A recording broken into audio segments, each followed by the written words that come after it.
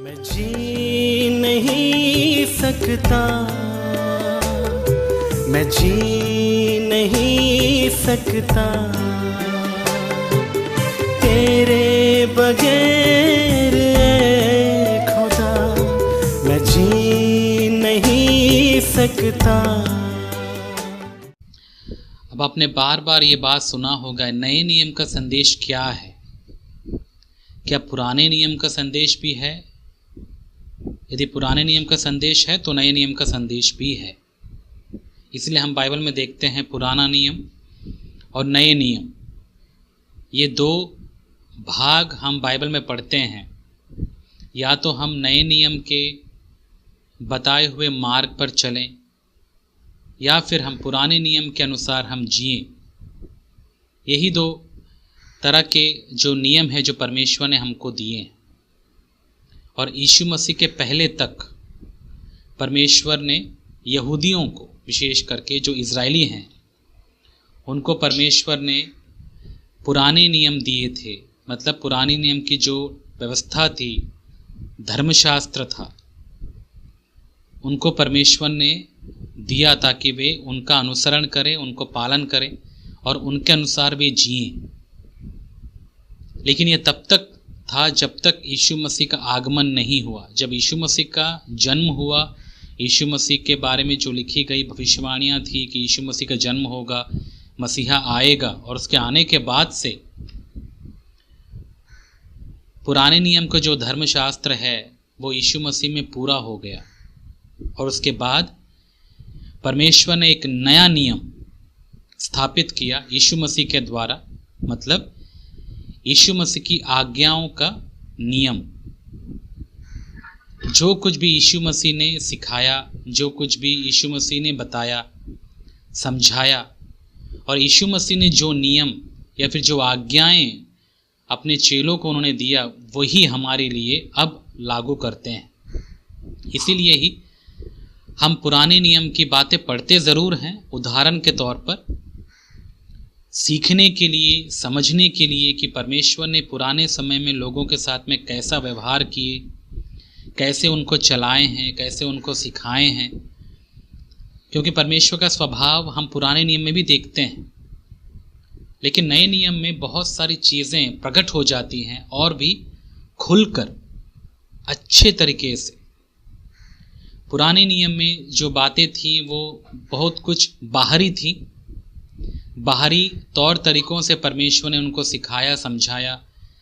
अपने स्वभाव की सच्चाई और अपने व्यक्तित्व की सच्चाई उसने कैसे सिखाया? बाहरी कामों के द्वारा।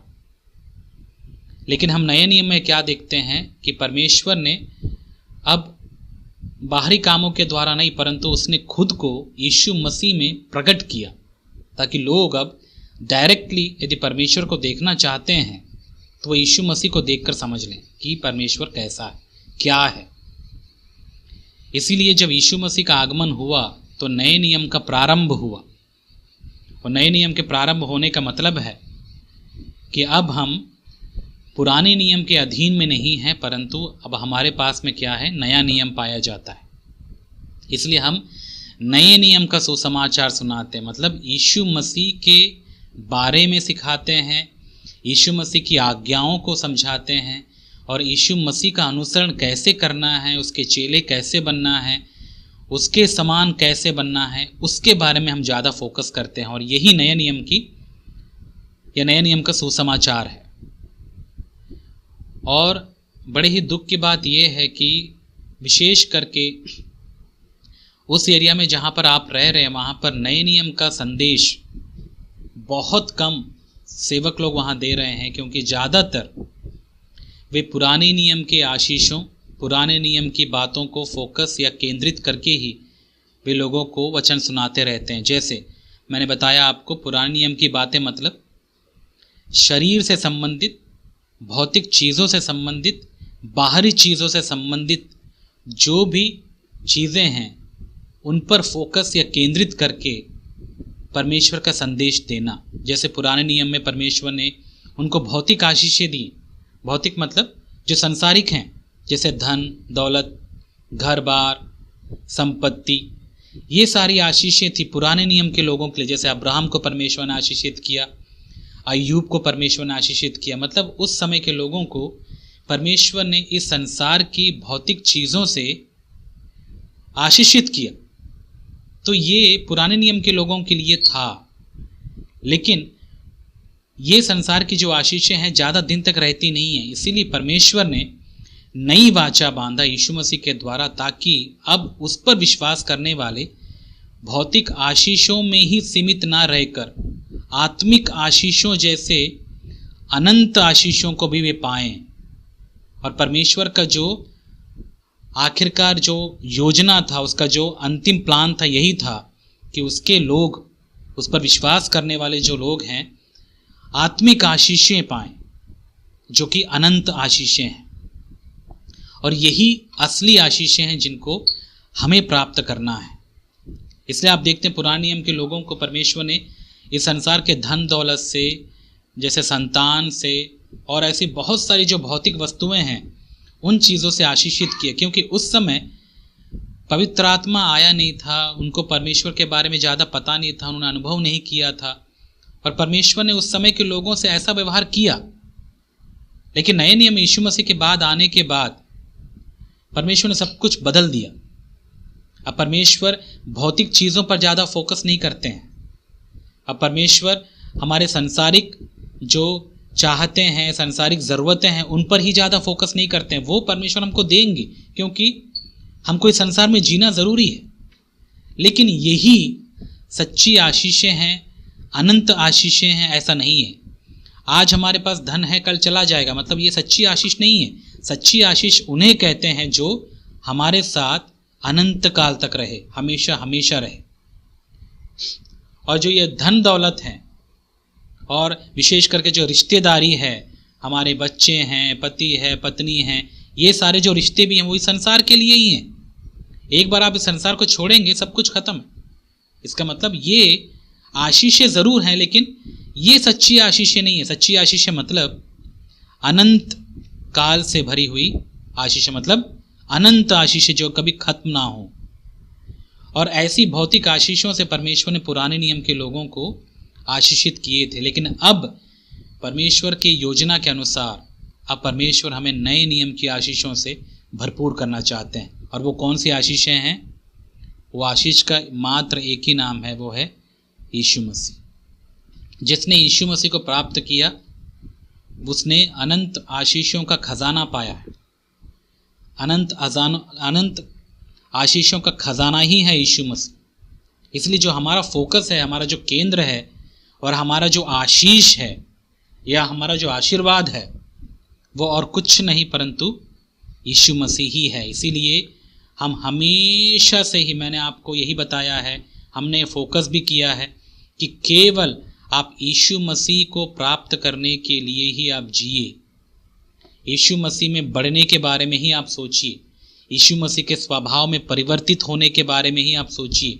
यीशु मसीह के गुणों से भरने के बारे में ही आप सोचिए, क्योंकि वही नए नियम की सच्ची अनंत आशीषें हैं।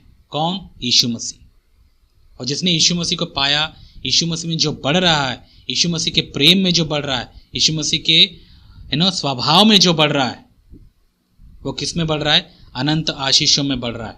इसलिए नए नियम का ये संदेश हमने पहले से, और उस समय से, जब से हमने वहाँ पर कलीसिया स्टार्ट किया, तब से ये बातें हम वहाँ पर बता ही रहे हैं।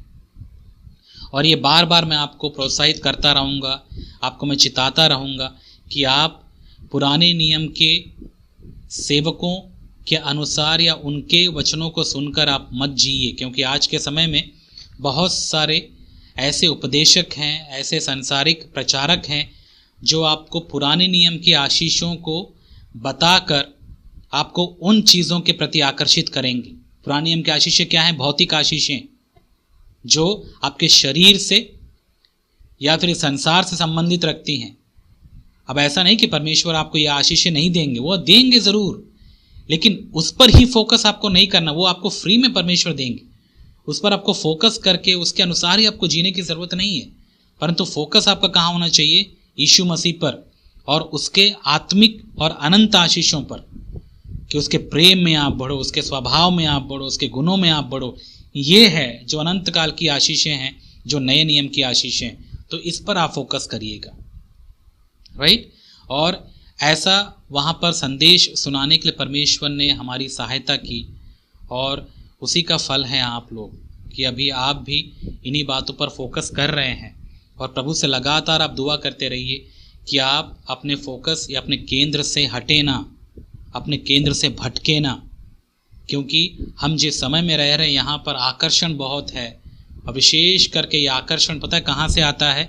झूठे प्रचारकों के द्वारा, झूठे भविष्यवक्ताओं के द्वारा, जो आपके ध्यान को यीशु मसीह से हटाकर इस संसार की आशीषों की तरफ आपको मोड़ देंगे, आपको भटका देंगे, और आपका ध्यान पूरा आशीषें बटोरने में लग जाएंगे आप।